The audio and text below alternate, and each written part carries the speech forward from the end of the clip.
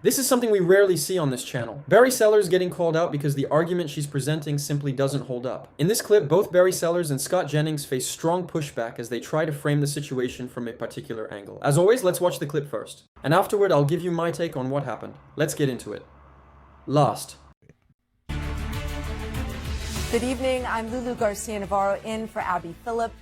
Turns out talk of canceling holidays isn't popular with voters. Who knew? The progressive left licking their wounds after a swing and a miss in battleground Wisconsin. And it's raising questions tonight about who voters really want. In the state's Democratic primary for governor, the establishment-backed David Crowley narrowly defeated Francesca Hong, a Democratic socialist. Hong was hoping to capitalize on a string of recent progressive wins across the country, and all signs pointed towards her victory. But she spent the final weeks of her campaign facing questions about her past controversial statements and even reversed course on a 2020 social media post in which she called for canceling Thanksgiving. But Thanksgiving is also a time that's incredibly painful for many people in our communities. And so I think I wanted to make sure that people understood that there are multiple views. My favorite holiday is Thanksgiving. Because I There you have it. Thanksgiving. Yep. I don't want to cancel it. I actually love it. Crowley's victory is a stunning upset that opens a new chapter in the ongoing battle for the identity of the Democratic Party. Listen to how Jon Stewart framed the missed opportunities. When you don't know the difference between Chuck Schumer and Mamdani, and you don't know how to square that circle, and you don't have anybody who can unify that message, how the they haven't come up with their own contract for America, or even if it's a gimmick to centralize the general complaints of a public thirsty for some actionable ideas and leadership, is malpractice bordering on criminal. Before we open it up to the table here, we invite you at home to join the debate. Head to cnn.com/Abby and weigh in. We'll get to some of your comments throughout the show. But Bakari, I'm going to start with you because I'm assuming that you are going to say, I told you so, or something to this effect. Yeah, first of all, it's not a stunning upset. And I kind of push back on that narrative. I think that we do a couple of things which are just incorrect. First, we label DSA and progressives all in one category, and that's just fundamentally inaccurate. You have a lot of progressives that don't espouse the same views and are not in the same political party as DSA. That's first. Second, it's not an upset. The recipe has been the same. And what we saw last night in Wisconsin is the same thing that we saw in Detroit to a lesser extent, but we've seen it throughout the South where DSA has been rejected. The fact is, Black voters matter. Like, you know how James Carville said, is the economy stupid? Like, it's Black voters stupid. Like, it's not rocket science. Rural voters matter. We saw that, and we saw rural voters, and this is what's going to happen in Michigan when you look at Abdullah Saeed, is the simple fact that he did extremely poorly with Black voters. He did extremely poorly with rural voters. Right now, DSA is a party that's centralized with suburban white voters who have a certain upper crest, and it's in New York and it's in the Pacific Northwest. They haven't been able to cross that hump, and so we spent a lot of time trying to make this a mainstream type argument, and it's simply not that. And you saw the repudiation of that last night. And honestly, but was it just that she was a weaker candidate? No. I mean, when we're thinking, Abdul's a political animal. I just wonder if this is not just that she's a political athlete and she is not. And you was known for Thanksgiving. Yeah, I think a lot of people are missing the story here. It's not that she lost; it's that weak candidate without any establishment support almost won. She got 39% of the votes in Wisconsin. Okay, and that's not the state where the DSA is supposed to win. And but for those stumbles in the final weeks, she would have won. And that is the trend. It's not that she didn't win the race. It's that message, that progressive, whatever it is, message is gaining steam even in Wisconsin compared to yesterday, compared to last year, and will continue to gain steam. And in effect, she didn't lose because of the message. She lost because voters questioned her electability. Yeah, I mean, and so the message is actually on the rise. So I think if Democrats were smart, they would pay attention to the fact That she came within 0.5 points of and becoming the nominee. And did it without AOC and did it without Bernie Sanders. Right. You could make an argument had they engaged with their fellow socialists. But I mean, she might have gotten she over would have line. won. the larger message for Democrats is like, don't be weird. Like that simply, like on simple issues, like let's not have candidates, because for a long period of time we ran circles around Republicans in terms of candidate quality. I can literally remember the days of Todd Aiken. I can remember the days of Catherine O'Donnell saying, I am not a witch, right? And I know who Ken Paxton is. Like I've seen the corruption surrounding Ken Paxton. We cannot run candidates who fundamentally are not ready. I mean, Bakari, the Nazi just for 1 tattoo second. alleged rapist guy, that was a bad idea. One second. So, Correct, and we repudiated but it. eventually, One second. progressives will find One second. Bakari. Yes, ma'am. I just to interrupt. That sounds fine, I think, but the fact of the matter is that she was running against someone who literally just came in 3 weeks ago, and running against a divided group of people, and so this was not a very concerted effort to take her down. And so what you're seeing here is, I think, a very divided Democratic Party. No, I mean, you want it to be that because that's a better story. What you're seeing is the same thing we've seen over and over again, which is fundamentally DSA candidates do not do well in rural communities. They do not do well with black voters, point blank, period. They have not been able to win in the South.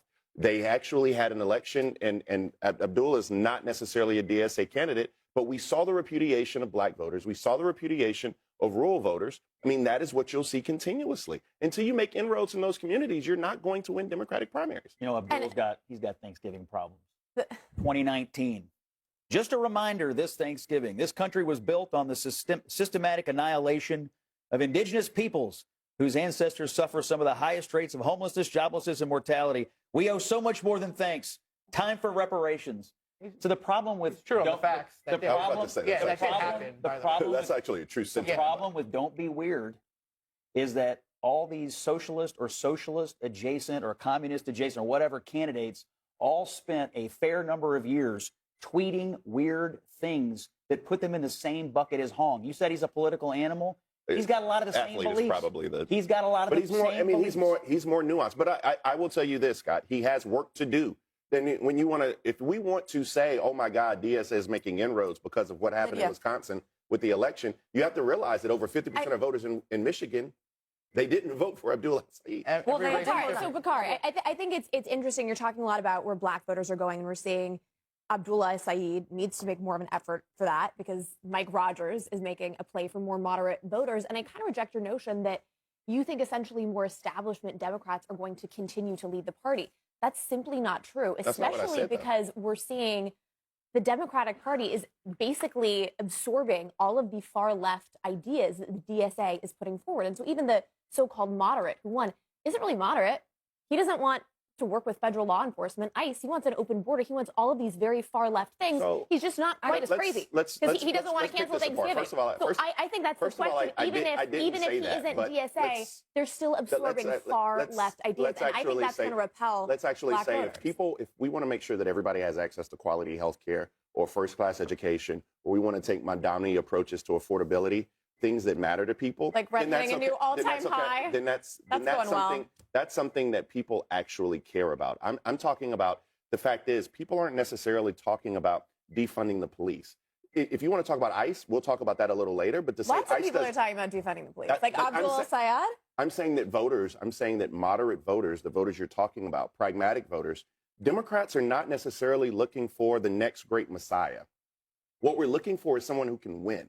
What we're looking for is we're tired of losing elections, particularly in November when our rights are on the ballot. But I will say Wisconsin voters got it right by factoring in electability when it came to this race, because like Ron Johnson himself said it, that this is now a more formidable opponent that they will be facing this November, because Francesca Hong, she did have candidate quality issues. And so we can argue about the DSA and whether it's making more of an impact and whether that Democratic voters want candidates like that in rural or urban areas. But I will say, though, that I think that voters in Wisconsin, these Democratic primary voters, recognize the threat that is Tom Tiffany and electing him as governor. Because if we have a disputed presidential election in 2028, it's going to be governors like him who are making decisions about that election. And so it is important that we're not putting up an election denier to fill that governor's There seat. was another election on Tuesday. It was in Minnesota, and the socialist over in Minnesota, Peggy Flanagan. She's not a socialist.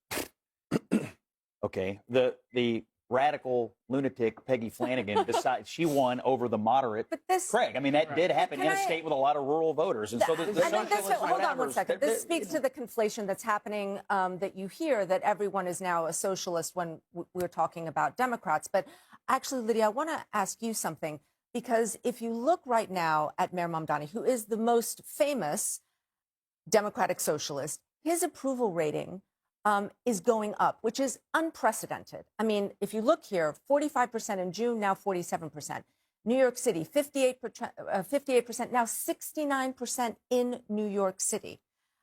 He is trying to show that democratic socialism is actually something that can work.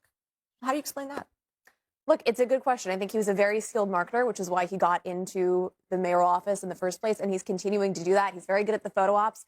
But if you look at the numbers, those are telling a completely different story. Rents are at a new all-time high.